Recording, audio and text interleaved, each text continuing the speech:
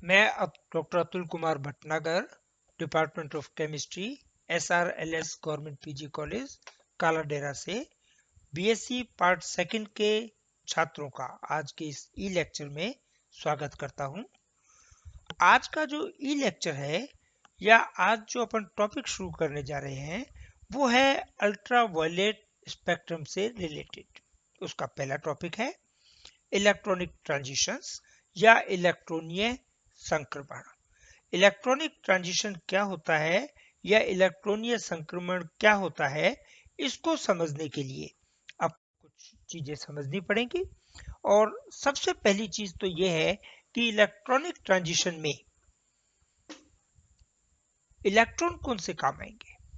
तो जब दो परमाणुीय कक्षक आपस में या परस्पर अतिव्यापन करके दो आणविक कक्षकों का निर्माण करें और बनने वाले दो आणविक कक्षकों में से एक आणविक कक्षक कहलाता है बंधी अणुक कक्षक, बॉन्डिंग मॉलिक्यूलर ऑर्बिटल, और दूसरा कक्षक कहलाता है विपरीत बंधी अणुक कक्षक या anti bonding molecular orbital. Orbital की बात करें तो ऑर्बिटल्स का हर ऑर्बिटल का एक ऊर्जा स्तर होता है, लेकिन बंधी अणु कक्षक का ऊर्जा स्तर हमेशा विपरीत बंधी अणु कक्षक से कम होगा। बॉन्डिंग मॉलिक्यूलर ऑर्बिटल जो है उसका energy level anti bonding molecular orbital के एनर्जी लेवल से कम होगा। और किसी भी अणु के निर्माण के समय बंध बनाने में भाग लेने वाले इलेक्ट्रॉन जिन्हें ऑक्युपाई करना है एक आणविक कक्षक, तो इलेक्ट्रॉन हमेशा उस कक्षक में जाएंगे जिसका ऊर्जा स्तर कम है। अब दो प्रकार के कक्षक उपलब्ध हैं, बंधी अणु कक्षक और एंटी बॉन्डिंग मॉलिक्यूलर ऑर्बिटल।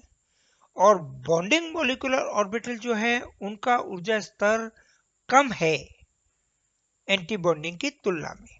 तो इलेक्ट्रॉन बंध बनाते समय हमेशा बंधी अणु कक्षक में या बॉन्डिंग मॉलिक्यूलर ऑर्बिटल में ही जाएंगे। कार्बनिक यौगिकों की अपन बात करें तो कार्बनिक यौगिकों में दो प्रकार के बंध बनते हैं। एक बंध कहलाता है सिग्मा बंध और दूसरा बंध कहलाता है पाई बंध।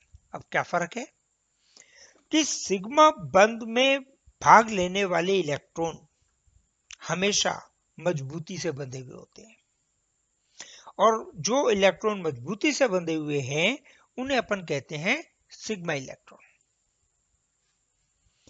और सिग्मा इलेक्ट्रॉन सिग्मा बंधी कक्षक में ही मिलेंगे, सिग्मा बॉन्डिंग मॉलिक्यूलर ऑर्बिटल में ही मिलेंगे। आगे डिटेल में अपन बात करेंगे। दूसरे प्रकार के कक्षक जो हैं वो है पाई बंध। तो पाई बंध के इलेक्ट्रॉन कम मजबूती से जुड़े हुए होते हैं।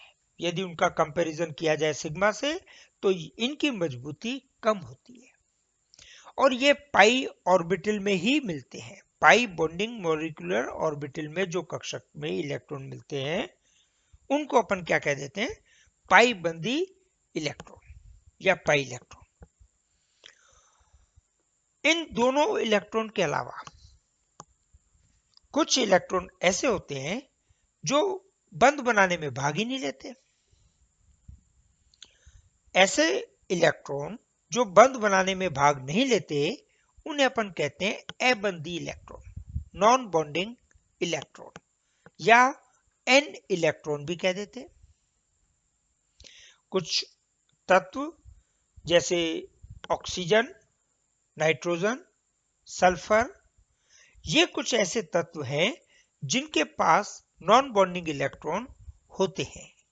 एक इलेक्ट्रॉन पेयर होता है जो नॉन बॉन्डिंग इलेक्ट्रॉन पेयर कहलाता है। इसको क्या कहते हैं?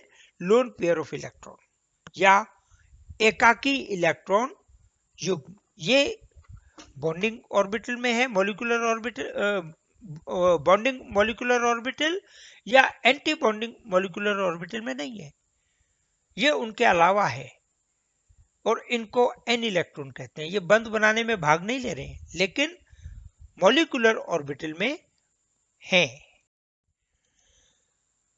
अब ये जो इलेक्ट्रॉन हैं पर्टिकुलर एनर्जी लेवल पे हैं, एक विशेष ऊर्जा स्तर पे हैं, जो भी उनका ऊर्जा स्तर हो।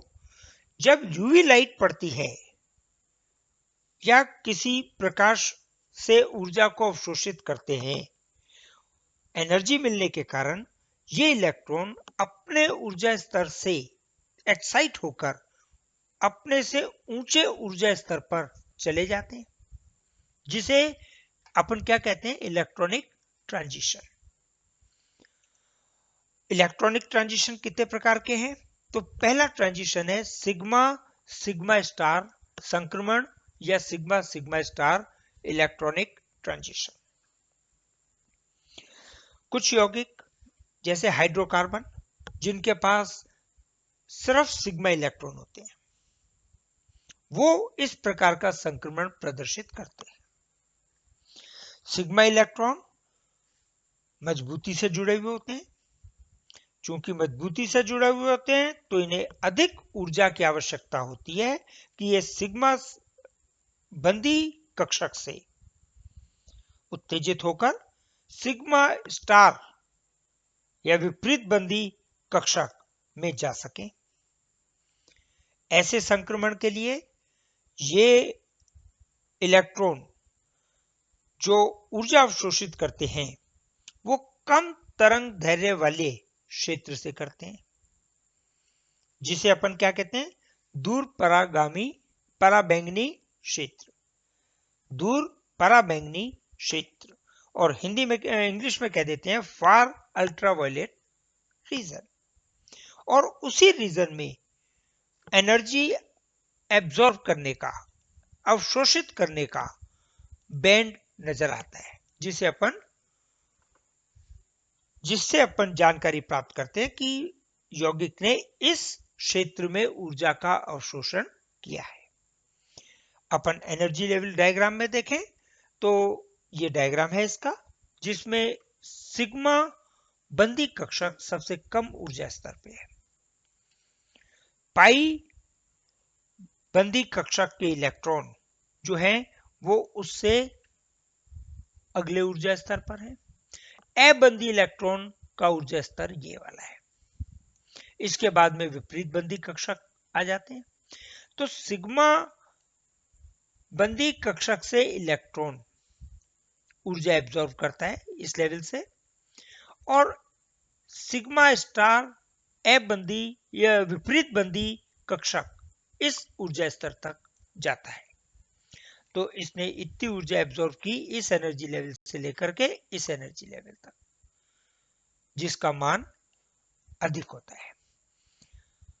इस प्रकार के ट्रांजिशन को अपन क्या कह देते हैं? सिग्मा सिग्मा स्टार संक्रमण।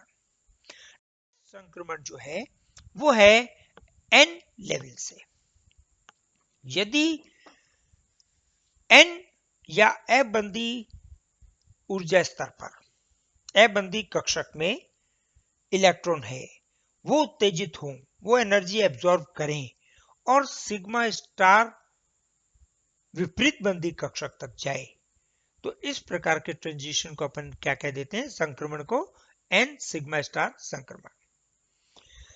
यदि कोई संतृप्त यौगिक है और संतृप्त यौगिक के साथ कोई तत्व का परमाणु, ऐसे तत्व का परमाणु जिसके पास ए बंदी इलेक्ट्रॉन हो, ऐसे परमाणु कौन से हैं?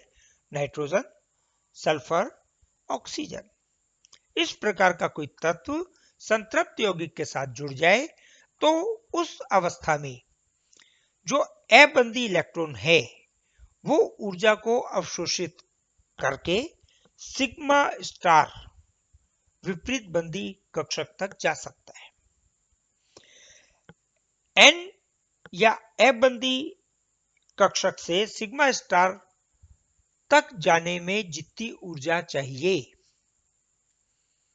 उसका कंपैरिजन यदि सिग्मा से इलेक्ट्रॉन सिग्मा स्टार में जाए उसमें लगने अवशोषित करने वाली ऊर्जा से किया जाए तो ऊर्जा का मान कम है।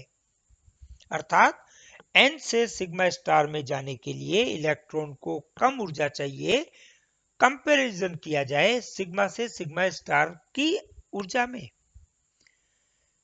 इसीलिए इस प्रकार के यौगिक किस प्रकार के कि संतृप्त यौगिक है, उसमें नाइट्रोजन, सल्फर, ऑक्सीजन या कोई ऐसा तत्व जुड़ा हुआ है जिसमें अबंदी इलेक्ट्रॉन है, तो वो अवशोषण प्रदर्शित करेगा पराबैंगनी क्षेत्र के उच्च तरंग दैर्घ्य क्षेत्र में।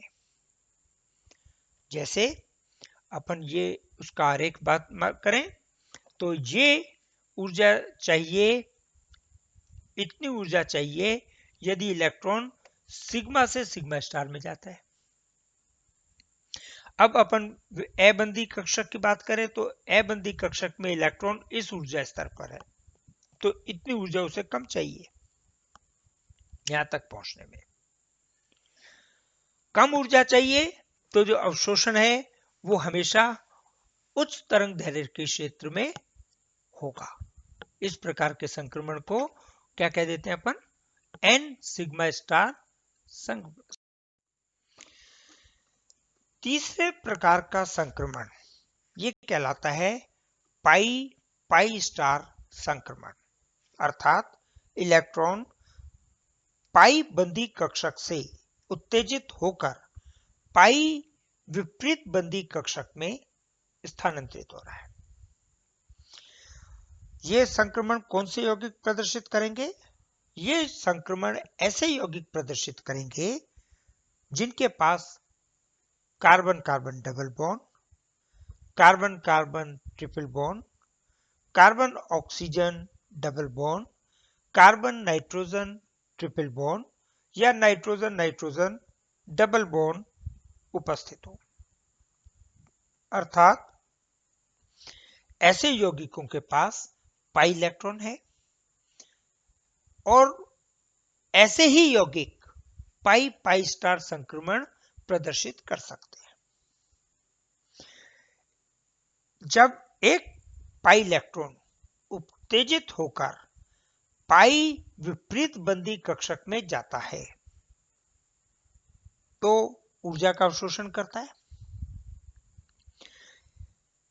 इस अवशोषित की गई ऊर्जा का मान या इस अवशोषित की गई ऊर्जा का कंपैरिजन यदि सिग्मा सिग्मा स्टार संक्रमण में अवशोषित की गई ऊर्जा से करें तो कम होता है, लेकिन पाई पाई स्टार संक्रमण में अवशोषित की गई ऊर्जा का कंपैरिजन एन से अबंदी कक्षक से सिग्मा स्टार सिग्मा विपरीत बंदी कक्षक में इलेक्ट्रॉन ट्रांसफर होने में अवशोषित की गई ऊर्जा से किया जाए तो इसकी ऊर्जा का मान अधिक होता है। इसीलिए ये यौगिक पराबैंगनी क्षेत्र और दृश्य क्षेत्र के बीच में ऊर्जा का अवशोषण प्रदर्शित करते हैं। ये ऊर्जा आरेख है। इस ऊर्जा आरेख में जो तीसरा ट्रांजिशन है, पाई पाई स्टार ट्रांजिशन है, वो ये वाला है। इसमें इलेक्ट्रॉन इस पाई ऊर्जा स्तर पर है, पाई बंदी कक्षक में है, जहां से ऊर्जा अवशोषित कर ये पाई स्टार विपरीत बंदी कक्षक में जाता है। और इसी ट्रांजिशन को अपन क्या कहते हैं? पाई पाई स्टार संक्रमण।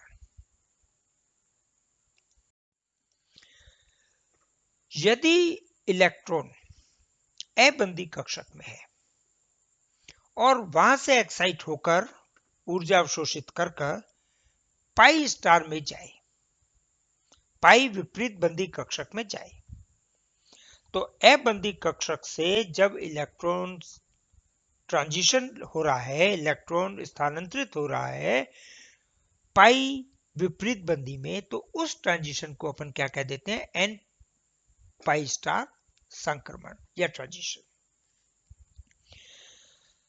कौन से यौगिक ऐसे हैं जो ये संक्रमण प्रदर्शित करेंगे कि उसके पास पाई इलेक्ट्रॉन होने चाहिए और उसके पास अबंदी इलेक्ट्रॉन भी होना चाहिए, एकाकी इलेक्ट्रॉन युग्म भी होना चाहिए। यदि दोनों प्रकार के इलेक्ट्रॉन उसके पास हैं तो वो यौगिक एन से पाई स्टार